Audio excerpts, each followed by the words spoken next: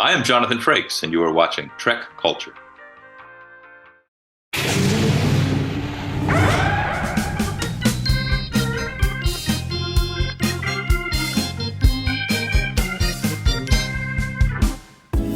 Welcome to Cargo Bay 101, which is the part of the TrekCulture podcast where we invite our guests to pick something from all of Star Trek, past and present, that will be blasted out into space, never to be seen again, if they manage to convince us. This week, our guest is the wonderful Kelvin. He hosts All Good Things podcast and The View Screen as well. He knows his stuff. But will he be able to convince myself and Ellie, who is in charge of the big red button this week, I might add, will he be able to convince us to blast something out into space? Let's give it a go. Kelvin, thank you so much for joining us. Thank you. Right, controversial. This is going to generate a little bit of engagement when people hear it, because I don't think I'm going to be hugely popular for putting this character out of an airlock. I am going to give you Worf.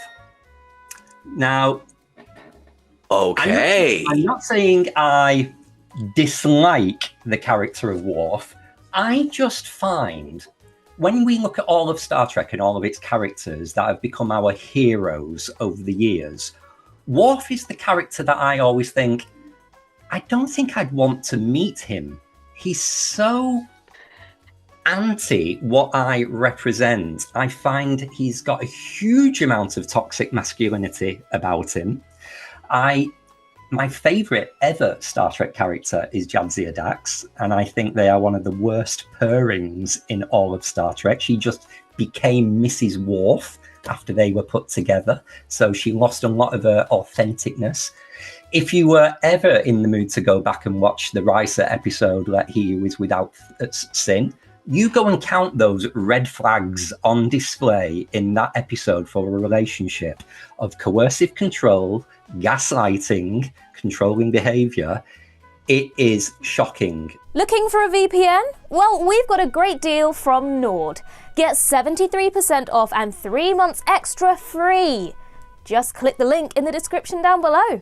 There's also the violence aspect, but then the more comedy aspects of why Worf is a bit naff.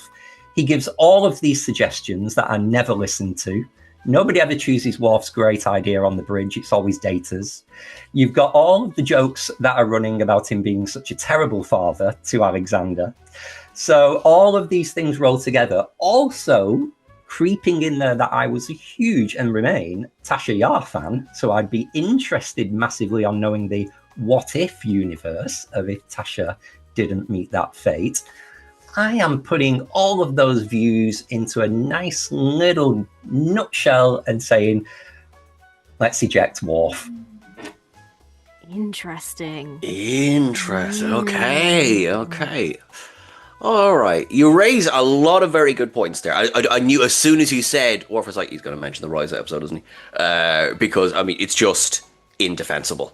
Worf in Let He Who Is Without Sin. It's like, we'll have a spot of domestic terrorism and never speak of it again. It's like, no, Worf, that is going to get you in trouble. That really does need to be addressed in the future. And also in Picard Season 3, where he lists everything from his bio and conveniently forgets just one little thing. His son. And yet, through Worf, we get things like Kurn. You know, through Worf, we get so much exploration of the Klingon Empire in both The Next Generation and DS9, although he's not the only exploration of the Klingon Empire in DS9, thankfully. Yeah, this is not me saying I don't like all Klingons. I think Martok is a fantastic character, as is Gowron. You know, I love the Klingon species. It's the specifics of Worf as a character. So you're not saying that you wish Duros got the upper hand in that fight in Reunion? No. I'm actually doing my Deep Space Nine watch at the moment for the first time, and I'm right in the middle of the whole Worf and Jadzia Dax situation, and it's really interesting that you bring this up, because I actually had a thought watching it just last week where there was a couple of instances where they were interacting, and I was like, I don't know if I really like this relationship. And I feel like a lot of the time people do talk about them being together, and I know I haven't got to certain episodes where, you know, you do see different sides of their character. But, you know, even if we go all the way back to, I can't remember the name of the episode, but the episode where I basically just said this is just the horny episode, where it was like Quark's in the holodeck with a character, I'm pretty sure a Klingon character, you've got Worf and Jadzia, and it was just a bit like, just a lot of aggression going on here. And I like to see that side of Jadzia, and seeing this kind of, you know, from the outside you see this very beautiful woman, but she's got this inner warrior within her, and I like those aspects of the character, but I kind of feel like it's a little bit cliche that those elements have to come out by being paired with the warrior male character. And I literally watched an episode just last week where Worf was with Martok on a bird of prey, and it wasn't a Federation mission. Right. And Jadzia decided to go with him, and instantly I was kind of like, Worf's reaction to that should have been, yay, you get to come too. But he wasn't really that impressed by her being there, which I was a bit like, surely you'd want her to come. And then even in that whole episode, the two of them were arguing because she was kind of trying to explain to him that this is the situation that this is what the crew are experiencing. Here's the issues that are going to arise if you don't do something about it. And again, he kind of put that Klingon hierarchy and the rules above anything else. So it's interesting you've brought that up, because it was kind of, I couldn't put my finger on why I wasn't really vibing with this pairing, but all those things you've pointed out, I'm now going, oh yeah. He's quite a confused individual. It's almost like he doesn't know what he wants. And growing up, feeling like he doesn't belong either with the Klingons or with humans is enormously complex, and it does represent a lot of people. But that thing of always going for non-Klingon girlfriends and then criticising them for not being a Klingon woman. Well, what do you expect? You're with a Trill, you're with a Betazoid. They're not going to be a Klingon woman. Stop expecting those behaviours. With Jadzia, if it's not the world's best episode, but if you go back to playing God in season 2 with Arjun, the Trill initiate, we see peak Jadzia there of being clever, sexy, irrelevant, and just someone to fall in love with. And then a lot of that was lost as we get into kind of season 5. Plus, she has some great dialogue, great moments, but every storyline is around what Worf is doing. My other little Worfism as well is, in the world of business, I love when he comes onto Deep Space Nine as strategic operations officer, which is not even a real thing. You're either strategic or you're operational. The two things do not come together.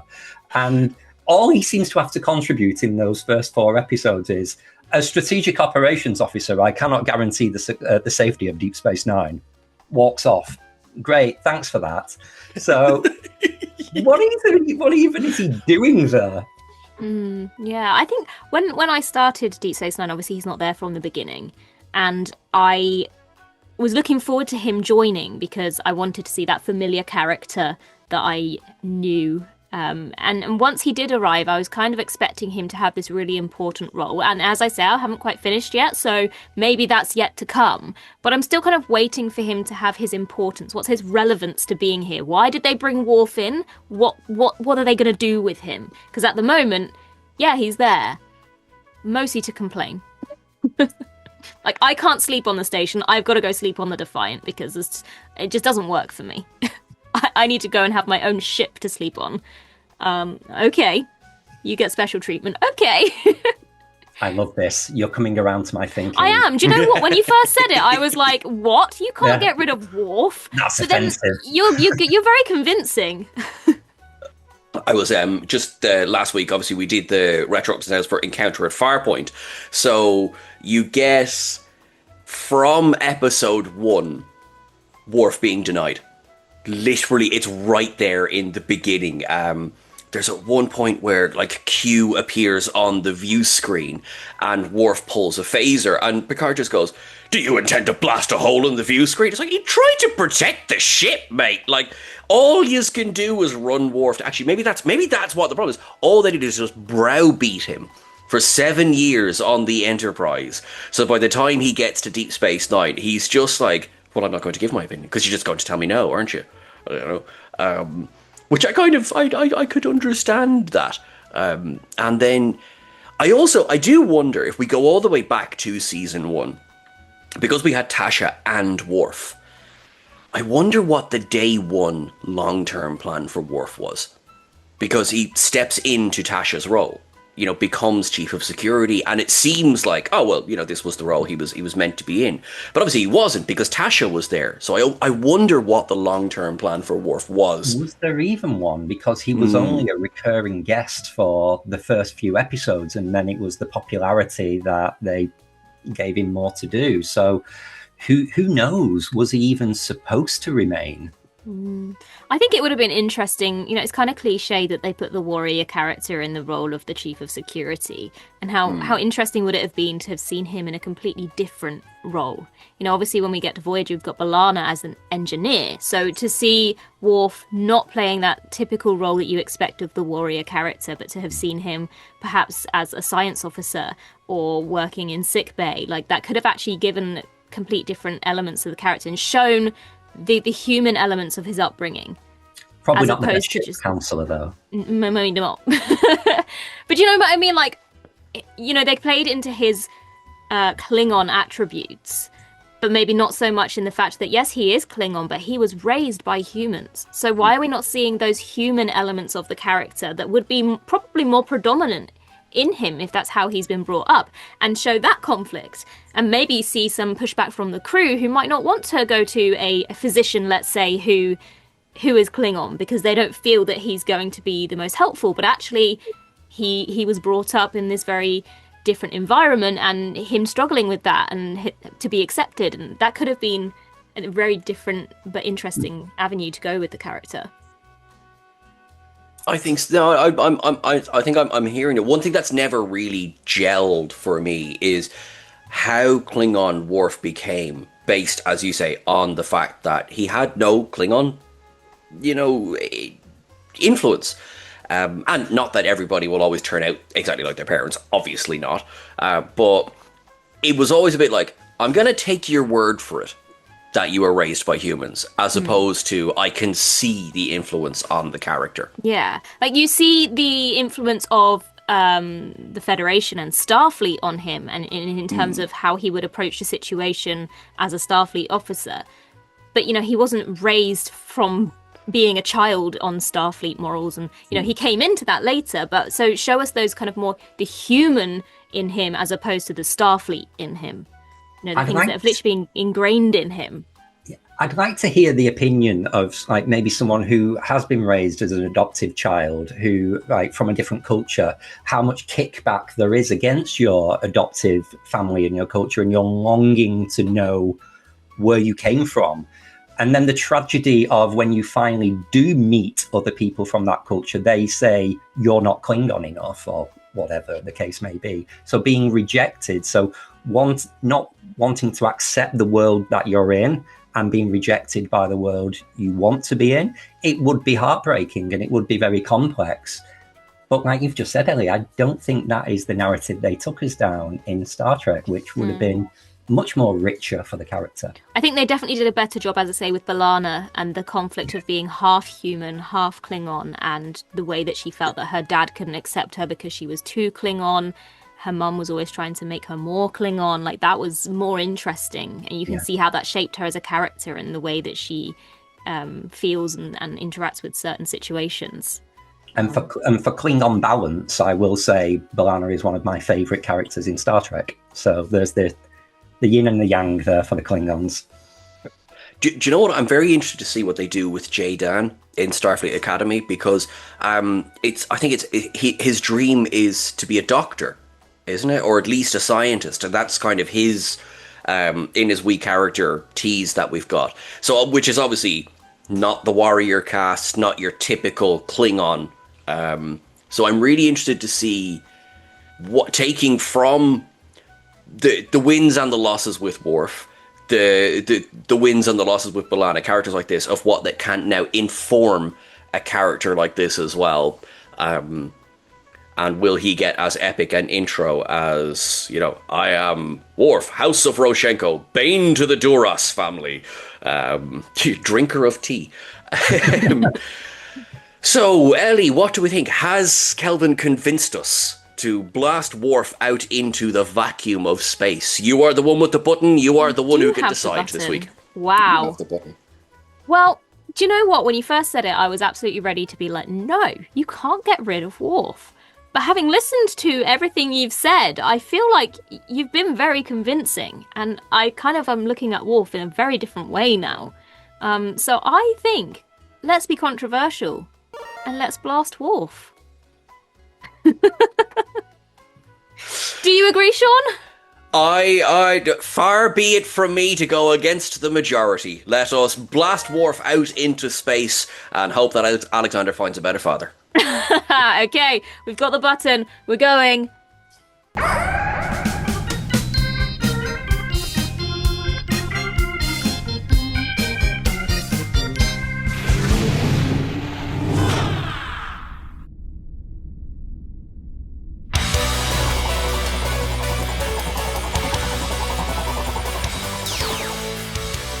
Hi, I'm Duncan Rillick, no relation, and I collect relics from before the burn.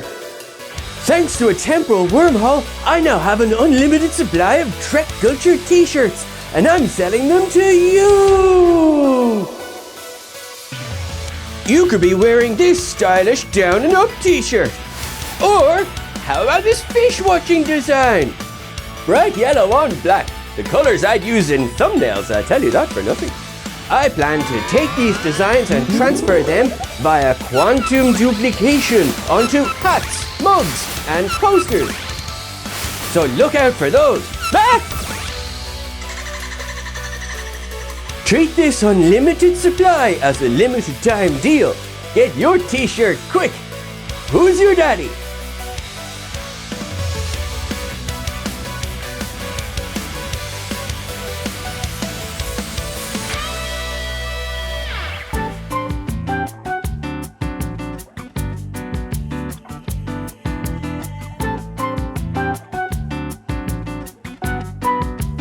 Thank you so much for watching this abbreviated version of this podcast. Now, if you go to our audio platforms, you will get the full version of this podcast with this guest. So we really, really appreciate you subscribing to that. And you're just awesome and wonderful.